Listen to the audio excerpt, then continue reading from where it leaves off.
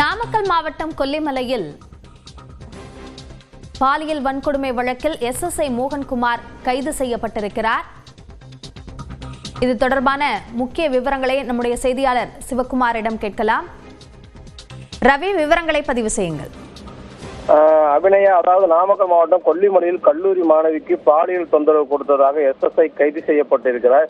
இந்த சம்பவம் தொடர்பாக போலீசார் தெரிவிக்கையில், நாமக்கல் மாவட்டம் கொல்லிமலையில் உள்ளது வாழவந்தி நாடு. இந்த 19 வயது நிரம்பிய மாணவி ஒரு கல்லூரியில் படித்து வருகிறார். இவர் தந்தை வாழவந்தி நாடு காவல் நிலையத்தில் உள்ள அவங்க காவலர்களுக்கு சாப்பாடு செய்து தரும் பணியை செய்து வருகிறார். இந்த நிலையில் கடந்த 6ஆம் தேதி வாழவந்தி நாடு சிறப்பு காவல் உதவி ஆய்வாளர் மோகன் என்பவர் காரில், அதாவது அந்த மாணவியையும் அவருடைய தந்தையும் கொல்லிமலையிலிருந்து திண்டுக்கலுக்கு கொண்டு சென்றுள்ளார்.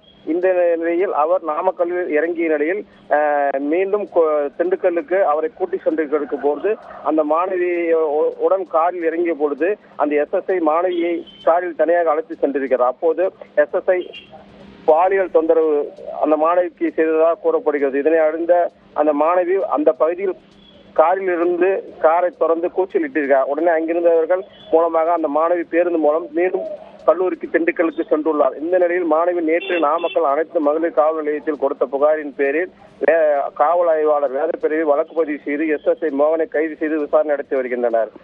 அபிநயா, SSI கைது குறித்த விவரங்களுக்கு நன்றி ரவிக்குமார்.